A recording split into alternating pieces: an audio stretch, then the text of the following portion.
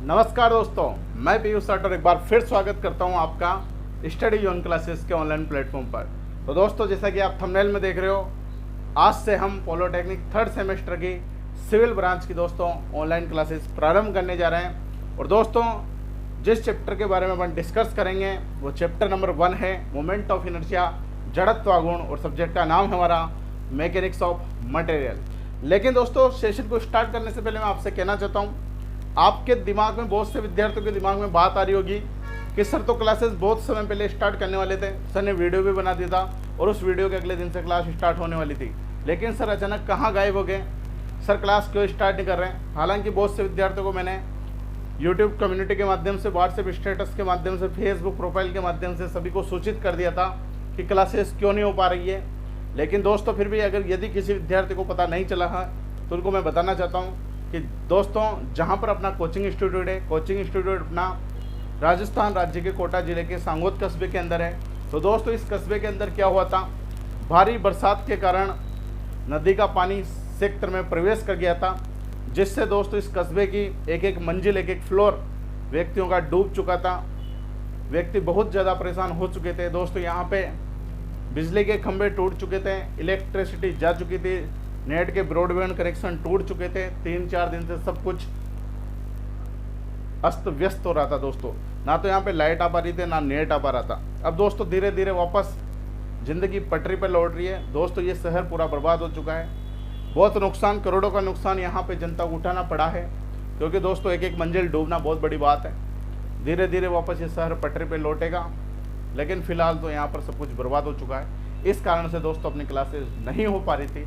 लेकिन दोस्तों अब स्थिति नॉर्मल है, लाइट वगैरह भी आ चुकी है, नेट कनेक्शन भी वापस चालू हो चुके हैं। तो आज से अपन क्लास स्टार्ट करने जा रहे हैं। दोस्तों, इस सेशन में हम बात करेंगे जो भी हमारे board of technical education Jodhpur के पॉलिटेक्निक थर्ड सेमेस्टर के सिविल ब्रांच के विद्यार्थी हैं, उनकी क्लास के बारे में अपन इस सेशन में डिस्कस करेंगे। और जो सब्जेक्ट है दोस्तों वह है मैकेनिक्स ऑफ मटेरियल। दोस्तों, पॉलिटेक्निक थर्ड सेमेस्टर में सिविल ब्रांच के विद्यार्थियों को केवल इस एक ही सब्जेक्ट में कोचिंग करने की ज़रूरत पड़ती है। हालांकि मैंने लास्ट वीडियो में भी आपको बता दिया था, लेकिन एक बार फिर बता देता हूँ यदि किसी को पता नहीं चल रहा हो तो। दोस्तों, आज से हम यहाँ पे यूट्यूब पे 3 डेमो क्लासेज इस सब्जेक्ट की रखेंगे। आज हमारी डेमो क्लास नंबर 1 है, इसके बाद 1 बाय 1 2 डेमो क्लासेज और अपलोड हो जाएगी। दोस्तों, 3 डेमो क्लासेज के बाद जो चौथी क्लास होगी, अगली क्लास जो होगी वो ऐप के अंदर होगी, स्टडी जोन क्लासेज की मोबाइल ऐप के अंदर।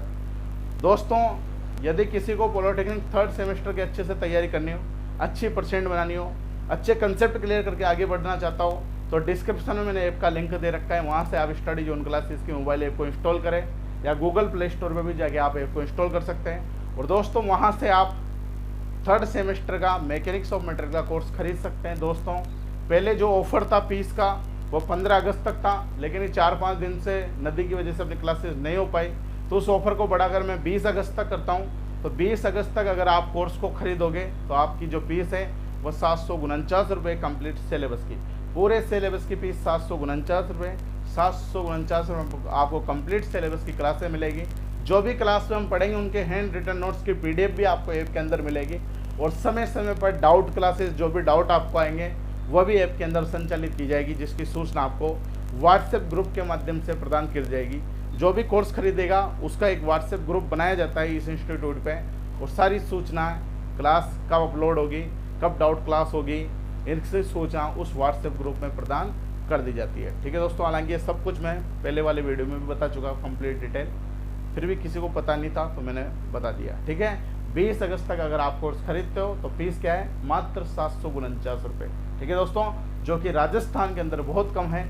ये मान लो ऑफलाइन कोचिंग की तो आधी फीस भी नहीं है, आधी से भी कम है, और बेनिफिट भी ज़्यादा। ऑफलाइन में तो एक बार क्लास होगी दूसरे नहीं देख सकते हैं, लेकिन ऑनलाइन में तो आप ऐप के अंदर जितनी बार आपकी इच्छा हो उतनी बार क्लास को देख सकते हो, एग्जाम तक कितनी बार आप रिवीजन कर सकते हो। ठीक है, और जो पढ़ेंगे उसकी PDF भी आपको मिल जाएगी। ठीक है दोस्तों, तो अपन सेशन को स्टार्ट करते हैं, क्लास को स्टार्ट करते हैं। दोस्तों, अपना सब्जेक्ट है, कौन सा सब्जेक्ट है, मैकेनिक्स ऑफ मटेरियल, जिसे पहले जब ईयर वाइज सिस्टम था तब सोम के नाम से जाना जाता था, स्ट्रेंथ ऑफ मटेरियल के नाम से। लेकिन जब से सेमेस्टर वाइज सिस्टम हुआ है, इसी साल से सेमेस्टर वाइज सिस्टम हुआ है सेकंड ईयर वालों के लिए, तो इस सब्जेक्ट को किस नाम से जाना जाता है, मैकेनिक्स ऑफ मटेरियल के नाम से। ठीक है दोस्तों, तो चैप्टर फर्स्ट की अपन बात करेंगे। दोस्तों, बहुत इंपॉर्टेंट चैप्टर है चैप्टर फर्स्ट है हमारा जड़त्व आघूर्ण, जिसे इंग्लिश में कहा जाता है मोमेंट ऑफ इनर्शिया, जड़त्व आघूर्ण।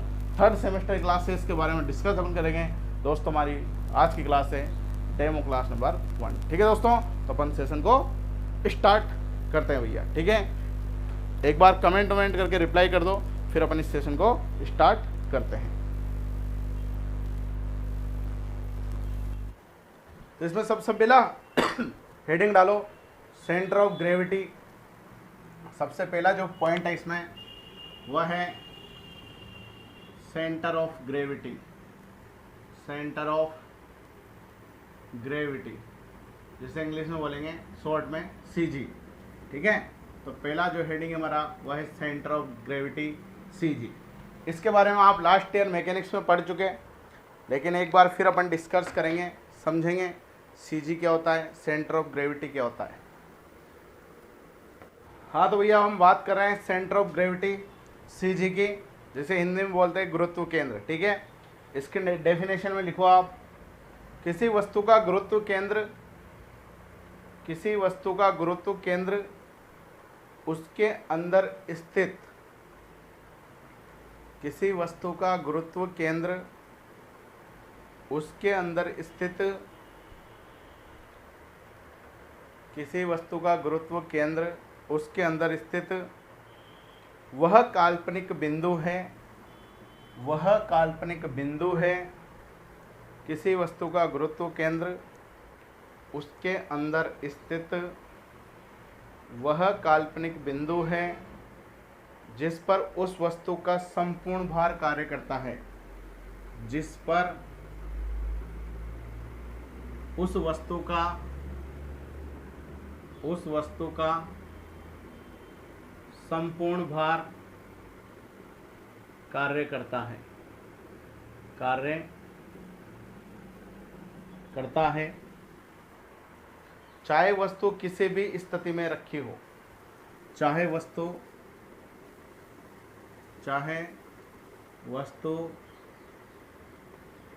किसी भी स्थिति में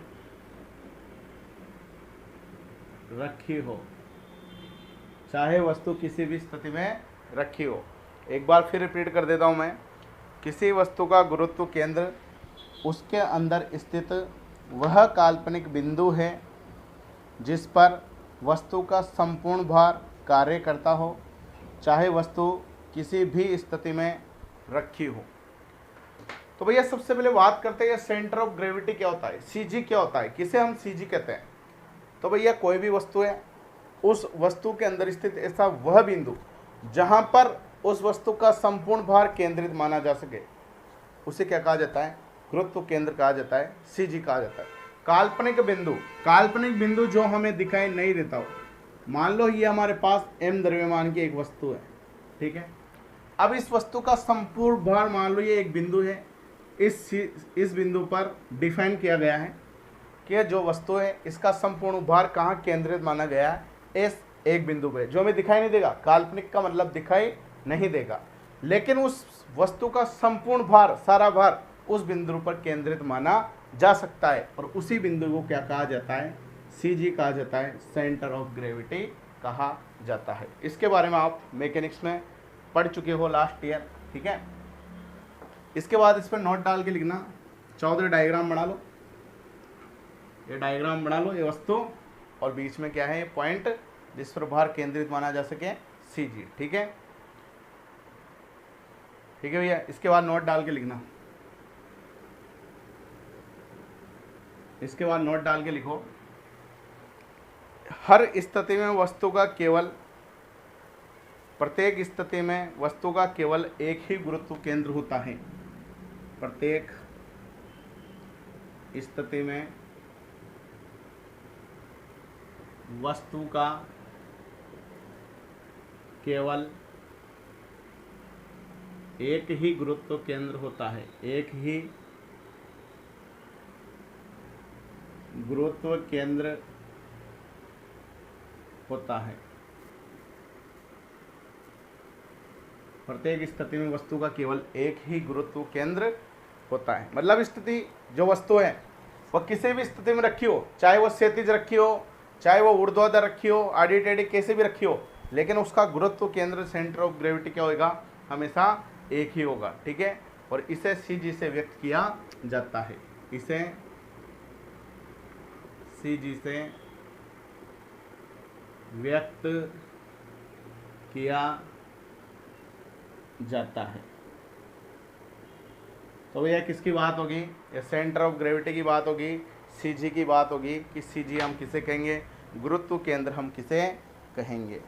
ठीक है, अब इसके बाद एक अगला टॉपिक आता है हमारा, वह है केंद्रक। क्या आता है, सेंटर, जिसे क्या बोलते हैं हिंदी में, केंद्रक।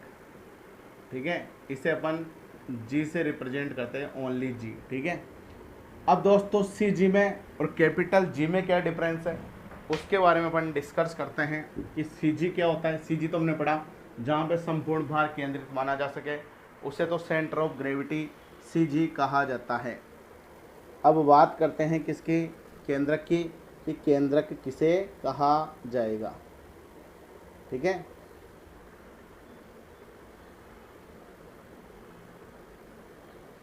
तो केंद्रक की डेफिनेशन में आप लिखना, इसे सेंट्रोइड भी बोलते हैं, इंग्लिश में क्या बोलते हैं, सेंट्रोइड भी बोलते हैं। लिख लो, वह बिंदु जिस पर संपूर्ण आकृति का क्षेत्रफल कार्य करता हो, वह बिंदु जिस पर संपूर्ण आकृति का क्षेत्रफल कार्य करता हो, वह बिंदु जिस पर संपूर्ण आकृति का क्षेत्रफल कार्य करता हो, संपूर्ण आकृति का क्षेत्रफल कार्य करता हो, वह बिंदु जिस पर संपूर्ण आकृति का क्षेत्रफल कार्य करता हो उसे केंद्रक कहा जाता है। वह बिंदु जिस पर संपूर्ण आकृति का क्षेत्रफल कार्य करता हो उसे केंद्रक कहा जाता है, उसे केंद्रक कहा जाता है। इसे कैपिटल जी के द्वारा, इसे कैपिटल जी के द्वारा प्रदर्शित किया जाता है, इसे कैपिटल जी के द्वारा, इसके द्वारा कैपिटल जी के द्वारा प्रदर्शित किया जाता है। जैसे भैया मान लो ये वस्तु है कि एक वस्तु का संपूर्ण क्षेत्रफल मान लो किसी बिंदु पर डिफाइन किया जाता है, उसे क्या कहा जाता है, केंद्रक कहा जाता है। यह भी काल्पनिक बिंदु होता है। जी क्या है, जहाँ पर संपूर्ण क्षेत्रफल केंद्रित माना जाता हो, माना जाता हो। ठीक है भैया, तो सेंटर ऑफ ग्रेविटी तो जहाँ संपूर्ण भार केंद्रित माना जाता है उसे तो सीजी कहते हैं, और जहाँ पर संपूर्ण क्षेत्रफल केंद्रित माना जाता है, एरिया केंद्रित माना जाता है, उसे क्या कहते हैं, केंद्रक कहते हैं, सेंट्रोइड कहते हैं, कैपिटल जी। ठीक है भैया, ये बात होगी हमारे सेंटर ऑफ ग्रेविटी की और सेंट्रोइड की। अगला जो हेडिंग जिसके बारे में अपन डिस्कस करेंगे वह है गुरुत्व केंद्र ज्ञात करने की विधियाँ। अगला हेडिंग डालो, गुरुत्व केंद्र ज्ञात करने की विधियाँ। अब जो सीजी है, सीजी किस किस प्रकार से हम ज्ञात कर सकते हैं, उनके मेथड के बारे में अपन डिस्कस करेंगे। तो अगला हेडिंग क्या है हमारे, गुरुत्व केंद्र ज्ञात करने की विधियाँ। गुरुत्व केंद्र ज्ञात करने की विधियाँ। तो गुरुत्व केंद्र सीजी ज्ञात करने की कौन कौन सी विधियाँ हैं उसके बारे में दोस्तों हम डिस्कस करेंगे।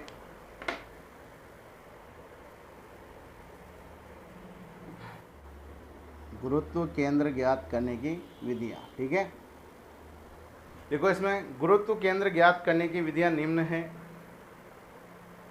गुरुत्व केंद्र ज्ञात करने की विधियाँ निम्न हैं।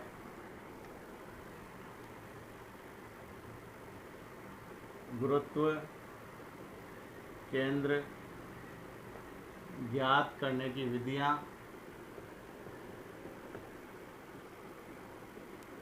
निम्न है, निम्न है। कौन कौन सी विधियां हैं गुरुत्व केंद्र ज्ञात करने की? एक तो है लेखा चित्र विधि, एक है ज्यामितीय विधि और एक है आघूर्ण विधि। कौन सी है? एक तो है ज्यामितीय विधि, ज्यामितीय विधि, एक है लेखा चित्र विधि, लेखा चित्र विधि, और तीसरी है आघूर्ण विधि, आघूर्ण विधि। तो इन तीन विधियों के द्वारा अपन गुरुत्व केंद्र ज्ञात कर सकते हैं। इन तीन विधियों के द्वारा क्या ज्ञात कर सकते हैं हम? गुरुत्व केंद्र, सेंटर ऑफ ग्रेविटी, सीजी ज्ञात कर सकते हैं। पहली ज्यामितीय विधि, दूसरी लेखा चित्र विधि और तीसरी घूर्णन विधि।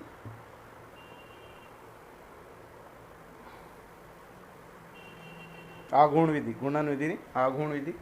आघूर्ण हालांकि घूर्णन से रिलेटेड होता है। तो पहली तो होगी ज्यामितीय विधि, दूसरी होगी लेखा चित्र विधि और तीसरी होगी आघूर्ण विधि। इन तीन विधियों के द्वारा अपन गुरुत्व केंद्र ज्ञात कर सकते हैं। पहला हेडिंग डालो ज्यामितीय विधि, पहला हेडिंग डाल लो भैया ज्यामितीय विधि। ज्यामितीय विधि के द्वारा हम कैसे ज्ञात कर सकते हैं गुरुत्व केंद्र, उसके बारे में अपन समझते हैं। ठीक है, तो पहला हेडिंग क्या होगा हमारा? ज्यामितीय विधि। तो ज्यामितीय विधि में लिखो सरल आकृतियों के सीजी, सरल आकृतियों के सीजी, सरल आकृतियों के सीजी उनके ज्यामिति के अनुसार ज्ञात किए जा सकते हैं। सरल आकृतियों के सीजी, सरल आकृतियों के सीजी उनकी ज्यामिति के अनुसार, उनकी ज्यामिति के अनुसार ज्ञात किए जा सकते हैं, ज्ञात किए जा सकते हैं। सरल आकृतियों के सीजी उनकी ज्यामिति के अनुसार ज्ञात किए जा सकते हैं। सरल आकृतियों के सीजी उनकी ज्यामिति के अनुसार ज्ञात किए जा सकते हैं। अब ज्यामिति के अनुसार कैसे? जैसे मान लो आयताकार आकृति है तो आयताकार आकृति सममित रहती है, वर्गाकार आकृति है वो भी सममित रहती है। इनके सीजी क्या है? उनकी ज्यामिति के अनुसार हम ज्ञात कर सकते हैं। इसके बाद लिखो पॉइंट नंबर 1। ये लिखने के बाद पॉइंट नंबर 1 लिखना, सरल आकृतियों की सीजी उनकी ज्यामिति के अनुसार ज्ञात कर सकते हैं। फिर इसमें पॉइंट नंबर 1, एक समान छड़ के सीजी लिखो। इसमें एक समान छड़ के सीजी, एक समान छड़ के सीजी हमेशा उनके मध्य बिंदु पर स्थित होते हैं। एक समान छड़ के सीजी हमेशा मध्य बिंदु पर स्थित होते हैं, हमेशा मध्य बिंदु पर, मध्य बिंदु पर स्थित होते हैं, मध्य बिंदु पर स्थित होते हैं। ठीक है भैया, तो एक समान आकृतियां जो रहेगी उनके सीजी कहाँ रहेंगे? उनके मध्य बिंदु पर स्थित रहेंगे। इसके बाद पॉइंट नंबर 2 लिखना।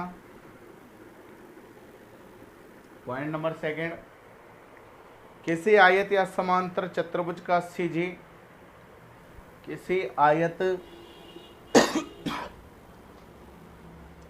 या समांतर चतुर्भुज का सीजी सदैव उस बिंदु पर स्थित होता है।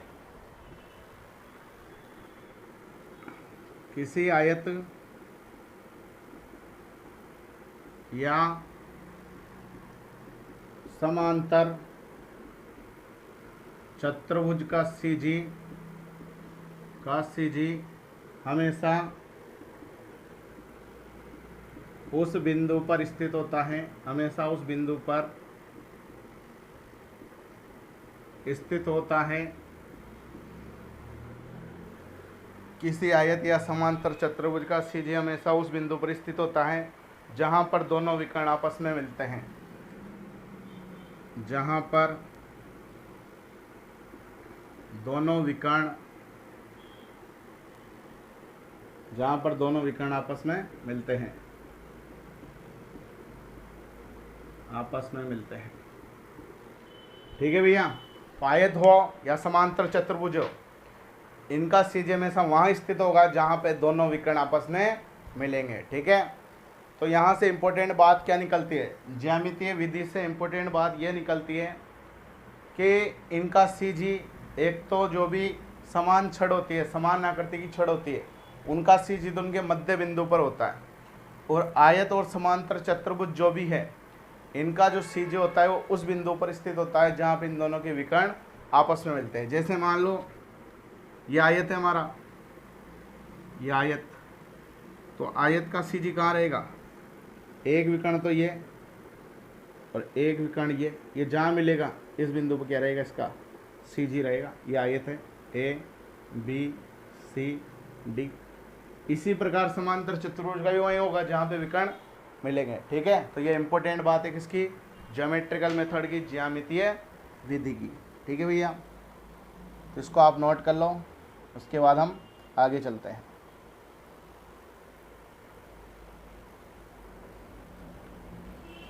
इसके बाद अगला हेडिंग डालो, जड़त्व आघूर्ण। ज्यामितीय विधि में हमने पढ़ रहे हैं, ज्यामितीय विधि के बारे में डिस्कस कर रहे हैं, ठीक है। और इसी में आगे जो हेडिंग है वह है जड़त्व आघूर्ण। मोमेंट ऑफ इनर्शिया क्या होता है, जड़त्व आघूर्ण क्या होता है, उसके बारे में अपन डिस्कस करते हैं।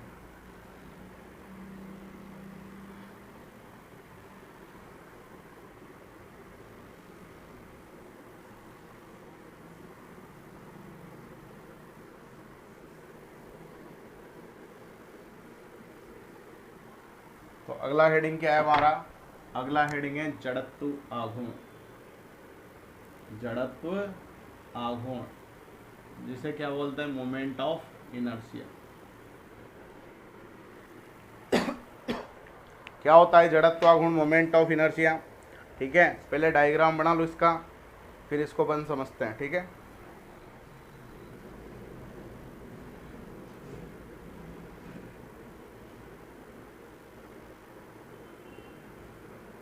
ये एक वस्तु है, ये इसका सीजी है, जो कि यहाँ से y डिस्टेंस पे है और इधर x से s डिस्टेंस पे, ठीक है। इस पॉइंट के निर्देशांक हो गए x, y। ये मूल बिंदु, ये x अक्ष और ये y अक्ष, ठीक है। करो इसे नोट।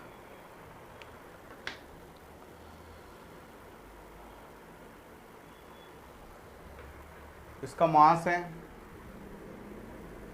मास दे रखा है इसका वस्तु का पर यूनिट एरिया में, इसमें पर यूनिट एरिया में इसका मास दे रखा है।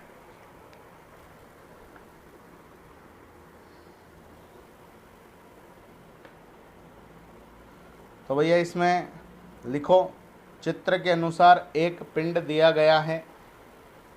इसके डेफिनेशन में लिखो जड़त्व आघूर्ण में, पहले वो डायग्राम बना लेना, ठीक है। वीडियो को पॉज करके लिखो, इसमें चित्र के अनुसार एक पिंड दिया हुआ है। चित्र के अनुसार एक पिंड दिया हुआ है।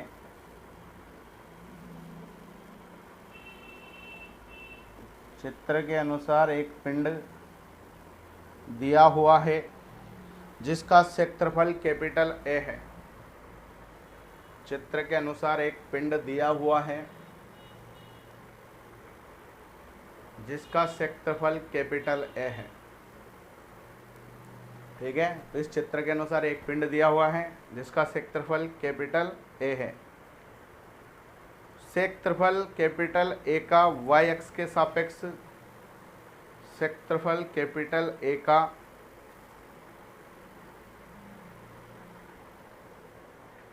क्षेत्रफल कैपिटल ए का y अक्ष के सापेक्ष जड़त्व आघूर्ण निम्न होगा। क्षेत्रफल कैपिटल ए का y अक्ष के सापेक्ष, y अक्ष के सापेक्ष जड़त्व आघूर्ण, जड़त्व आघूर्ण निम्न होगा, निम्न होगा। क्या होगा? किसके सापेक्ष? y अक्ष के सापेक्ष। ये पिंड है, इस पिंड का क्षेत्रफल हमें क्या दे रखा है? कैपिटल A दे रखा है, और हमसे y अक्ष के सापेक्ष जड़त्व आघूर्ण पूछा है। तो आई वाई जो होगा वह बराबर होगा पिंड का क्षेत्रफल A इंटू इसके CG की कितनी डिस्टेंस है, x अक्ष y अक्ष की, इस पॉइंट CG की x डायरेक्शन में, y अक्ष के सापेक्ष निकाल रहा है तो x डायरेक्शन की बात करेंगे। ठीक है, तो x डायरेक्शन में कितनी डिस्टेंस है इसकी CG की? x है, तो आई वाई बराबर होगा a इंटू एक्स। इसे दे देंगे समीकरण 1। ठीक है, तो y अक्ष के सापेक्ष की बात करेंगे तो x डायरेक्शन की बात करेंगे और इसको क्षेत्रफल से गुणा कर देंगे, तो y अक्ष के सापेक्ष जो जड़त्व आघूर्ण होगा वो क्या होगा? a into x. ठीक है भैया, अब इसमें आगे लिखो समीकरण 1 को y अक्ष के सापेक्ष प्रथम जड़त्व आघूर्ण कहा जाता है। समीकरण 1 को, समीकरण 1 को y अक्ष के सापेक्ष, y अक्ष के सापेक्ष प्रथम जड़त्व आघूर्ण कहा जाता है, प्रथम जड़त्व आघूर्ण कहा जाता है।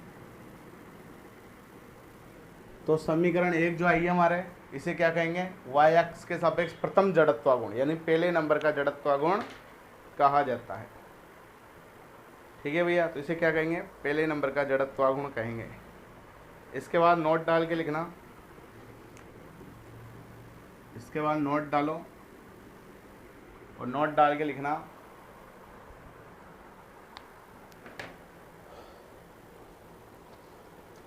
अब यदि समीकरण 1 में, अब यदि समीकरण 1 में, नोट में लिखना, अब यदि समीकरण 1 में प्रदर्शित क्षेत्रफल के आघूर्ण को, अब यदि समीकरण 1 में प्रदर्शित क्षेत्रफल के आघूर्ण को, प्रदर्शित क्षेत्रफल के आघूर्ण को पुनः x से गुणा करने पर, पुनः x से गुणा करने पर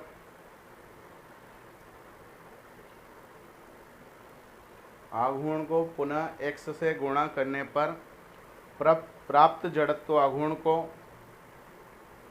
पुनः x से गुणा करने पर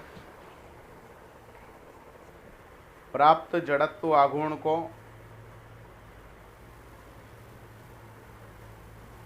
प्राप्त जड़त्व आघूर्ण को क्षेत्रफल का द्वितीय जड़त्व आघूर्ण कहा जाता है। प्राप्त जड़त्व आघूर्ण को क्षेत्रफल का द्वितीय जड़त्व आघूर्ण कहा जाता है। प्राप्त जड़त्व आघूर्ण को क्षेत्रफल का द्वितीय जड़त्व आघूर्ण कहा जाता है।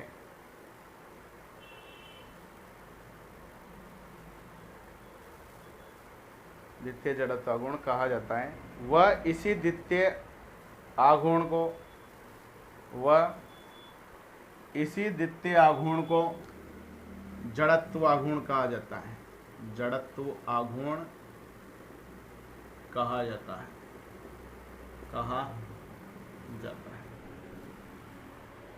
वह इसी द्वितीय आघूर्ण को जड़त्व आघूर्ण कहा जाता है। अब दोस्तों यहाँ पे इंपॉर्टेंट बात है कि जो जड़त्व आघूर्ण हमारे पास आया आई वाई बराबर ए एक्स, इसे तो क्या बोलेंगे? प्रथम जड़त्व आघूर्ण बोलेंगे वाई एक्स के सापेक्ष। ठीक है, अगर इसी को हम एक बार फिर एक्स से गुणा कर दें, किससे गुणा कर दें? एक्स से गुणा कर दें, तो यहाँ y एक बार आ रहा था, क्योंकि इसे y के सापेक्ष प्रथम जड़त्व आघूर्ण करें तो यहाँ y 2 बार आएगा, 2 बार आएगा। इसका मतलब इसे द्वितीय जड़त्व आघूर्ण कहेंगे, किसके सापेक्ष? y x के सापेक्ष। ठीक है, तो आई वाई वाई बराबर क्या हो जाएगा? ax स्क्वायर, और ax स्क्वायर को जिसे द्वितीय जड़त्व आघूर्ण कहा जाता है, अर्थात करके लिख लेना है जिसे द्वितीय जड़त्वाघूर्ण कहा जाता है और इसी को जड़त्वाघूर्ण भी कहा जाता है। यहाँ लिख लेना जड़त्वाघूर्ण किसके सापेक्ष, y अक्ष के सापेक्ष। इसे क्या कहा जाता है, द्वितीय जड़त्वाघूर्ण भी कहा जाता है, द्वितीय जड़त्वाघूर्ण। द्वितीय है तो y 2 बार आएगा, सिंगल है तो y 1 बार आएगा। ठीक है भैया, तो अर्थात करके ये भी नोट कर लेना। ठीक है,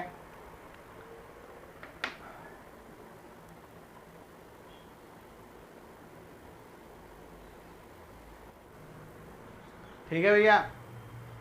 इसके बाद नोट डालना, ये उतारने के बाद फिर एक नोट डालना। ठीक है, और ये इस नोट के बारे में अपन कल की क्लास में डिस्कस करेंगे। तो ठीक है भैया, आज की क्लास को हम यहीं समाप्त करते हैं। इसके आगे का प्रोसेस हम अगली क्लास में कंटिन्यू करते हैं। तो बहुत बहुत धन्यवाद आपका। जय हिंद, जय भारत।